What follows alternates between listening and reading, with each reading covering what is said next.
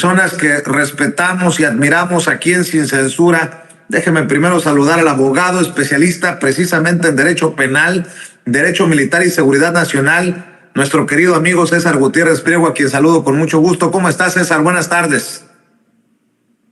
No te escucho, hermano. Nada más ayúdame con el micrófono, por favor. Muy bien, mi querido Vicente, con el placer de estar aquí contigo, como siempre. Gracias. Déjame saludar también al historiador Molay Maza Ontiveros. Molay, gracias por entrar a esta mesa de diálogo. ¿Cómo te va? Bien, bien. Hola, buenas tardes. ¿Qué tal, compañero, licenciado, abogado César y mi queridísimo Vicente y público culto conocedor de Sin Censura? Es un placer y un honor estar con ustedes. Gracias. Mi querido César, creo que la pregunta es obligada para ti, porque es tu campo de acción, tu campo de conocimiento. ¿Qué piensas de esta sentencia, de esta decisión de la jueza en el caso que lleva a libertad condicional a estos 8 militares señalados de estar relacionados con la desaparición de los 43 normalistas de Ayotzinapa? ¿Qué piensas de estas palabras, estas declaraciones del presidente Andrés Manuel López Obrador arremetiendo contra el Poder Judicial? ¿Y qué piensas de aquellos que dicen que no es necesariamente culpa del Poder Judicial, sino de la Fiscalía, que tiene mal armados los casos? En fin, escucho tus opiniones, César. A ver, Vicente, en primer lugar, lo único que hizo la jueza se solicitó el cambio de la medida cautelar para que no fuera una prisión preventiva oficiosa, toda vez que en México, de acuerdo a ya una jurisprudencia publicada por la Suprema Corte de Justicia de la Nación y derivado de las resoluciones de la Corte Interamericana de los Derechos Humanos, la prisión preventiva como tal ya no se tiene que aplicar en nuestro país. Esa prisión preventiva oficiosa ya no se tiene que aplicar. La prisión preventiva tiene que ser justificada y entonces tendrá que ser la Fiscalía General de la República, por medio de su representante, que es el agente del Ministerio Público, quien le dé al juez de control todo aquello que considere por medio de argumentos que no se debe de conceder ese beneficio, ¿no? Porque lo único que se hizo fue que se cambió la prisión preventiva oficiosa. No se concedió la prisión preventiva justificada porque la Fiscalía General de la República no pudo demostrar el por qué forzosamente no podía existir otra medida cautelar, y lo que se hizo fue que se dio una caución, y lo que la gente no conoce, además de una firma periódica ante el Juzgado Federal, lo que la gente no conoce es que en todas las regiones militares y en donde se encuentran las prisiones militares, que es en la Ciudad de México, en el estado de Jalisco y en el estado de Sinaloa, por Mazatlán, por Zapopan y por la Ciudad de México, que hay 3 prisiones militares, existe un grupo de militares procesados, el cual se tiene control diario y administrativo de estas personas. Entonces, no es por el hecho de que se pudieran sustraer de la acción de la justicia, porque no se pudiera dar por ahí. Pero incluso yo hice un video que compartí con algunas personas y en mis redes sociales, en donde pregunto, ¿los militares tienen derechos? Y explico, ¿no?, en unos 3 minutos, si la gente tiene oportunidad de verlo, o si ustedes quieren compartirlo para que la gente lo pueda entender, de forma muy clara y muy sencilla. No se ha determinado que los militares sean inocentes, no se ha dicho que los militares no hayan tenido responsabilidad, no se ha dicho absolutamente nada. Lo único que se dio fue concederles como ciudadanos mexicanos, porque sí podemos ver a un Juan Collado y a una serie de políticos, exgobernadores y de personajes, incluso de generales, que sí pueden llevar su proceso en libertad.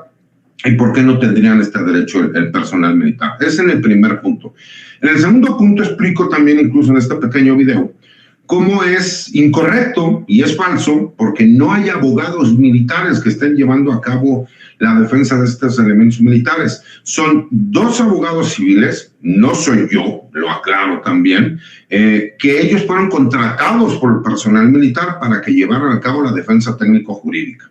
Y ellos... César, perdón que te interrumpa, entonces está equivocado el diputado Manuel Vázquez, conocido como Omar García en la lucha, uno de los sobrevivientes del ataque a los normalistas, cuando dice que abogados militares defienden a militares en caso Ayotzinapa y que es muy lamentable que esto ocurra casi 10 años de la desaparición forzada de mis 43 compañeros normalistas. ¿Está equivocado entonces el diputado? Y Alejandro Encinas también. Y como yo lo he dicho, yo tengo mucho respeto por Alejandro Encinas en cuanto a la lucha y como hombre de izquierda, pero creo que él tiene un tema ya personal con el personal militar.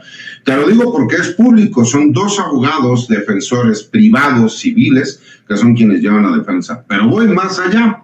En caso de que ellos no hubieran tenido los recursos para que los defendiera una defensa o un despacho privado civil, pues sería una obligación de la Defensoría Militar, pues obviamente brindarles el servicio jurídico en contra de las imputaciones que están realizando, porque recordemos que aquí todavía estamos hablando de imputaciones. Y para ser todavía más claro, recordemos que los hechos que suceden fueron antes del cambio del sistema penal que nosotros tenemos al día de hoy.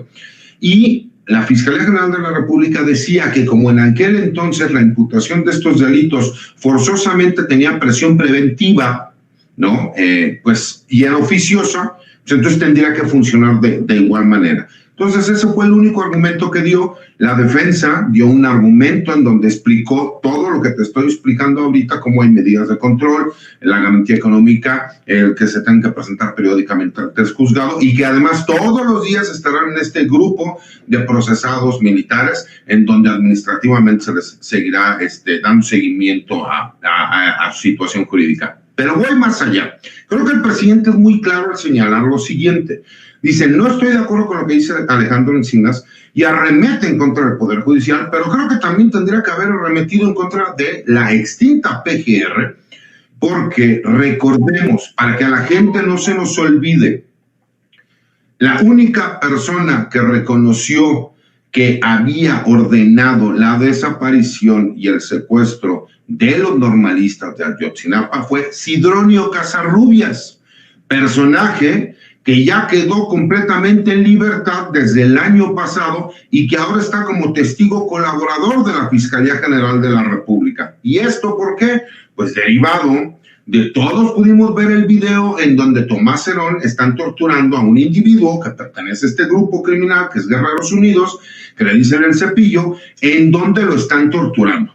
Derivado de esas torturas, de ese mal trabajo, de esa violación de derechos humanos, de esa violación al debido proceso, es que se declaró protocolos de Estambul y se declararon nulas esas declaraciones. Entonces, no le podemos echar la culpa tampoco al Poder Judicial, porque si al Poder Judicial le dicen, oye, cuando esta persona declaró, lo torturaron, y como lo torturaron, no tiene validez lo que haya declarado. Pero tú ya pasas a una segunda instancia. ¿Cómo condenas a una persona si lo que él declaró es reconocer que pertenece a un grupo criminal que se llama Guerreros Unidos, que Sidronio Casarrubias fue quien le dio la orden de secuestrar y desaparecer a estos estudiantes normalistas? Pues se vieron en la necesidad de dejarlos en libertad. Vuelvo nuevamente, el presidente de la República lo dice de forma correcta, parecería que lo hacen a propósito, pero recordemos que todo esto viene derivado de cuando los detienen en el sexenio Enrique Peña Nieto y que apenas en este sexenio fue cuando salieron los protocolos de Estambul, cuando se demostró que existieron torturas, cuando se conoció este video de Tomás Herón. Tomás Herón, ¿dónde está? Se encuentra en Israel prófugo. ¿Dónde se encuentra Murillo Karam? Pues se encuentra en la prisión, imputado y acusado por todos estos delitos que nosotros conocemos, porque además él se reconoció desde el principio como el encargado de la investigación. Creo que son puntos importantes que la gente debe entender, independientemente del sentimiento que podamos tener todas las personas de que queremos saber exactamente qué fue lo que sucedió. Lo único que pasó con el personal militar fue que ellos solicitaron el cambio de la medida cautelar, no los dejaron en libertad, ni siquiera los han juzgado. La medida cautelar que ellos tenían era prisión preventiva oficiosa, que ya no existe en México. Y la Fiscalía General de la República no pudo demostrar que quería una prisión preventiva justificada. La defensa de estos elementos militares, que son civiles, sí pudieron demostrar al juzgado federal. Tan es así que la juez toma la resolución porque viene por medio de una resolución de amparo de un tribunal. Entonces, creo que sí tenemos que entender un poquito para ser justos. Cuando el Poder Judicial la riega, decirlo claramente. Cuando el personal militar la riega, decirlo claramente. Pero en este caso, lo único que solicitaron fue poder llevar su proceso en libertad, única y exclusivamente. No los han juzgado, no los han declarado inocentes, y lamentablemente hay algunas personas, como el compañero diputado, que desconocen este hecho y sale a hablar públicamente, haciéndole creer a la gente que estos militares ya los dejaron en libertad y que además los han declarado inocentes, cuando es completamente falso. Entonces creo que sí es importante que quedara claro el punto, mi querido Vicente. Déjame escuchar también las opiniones de Molay Maza.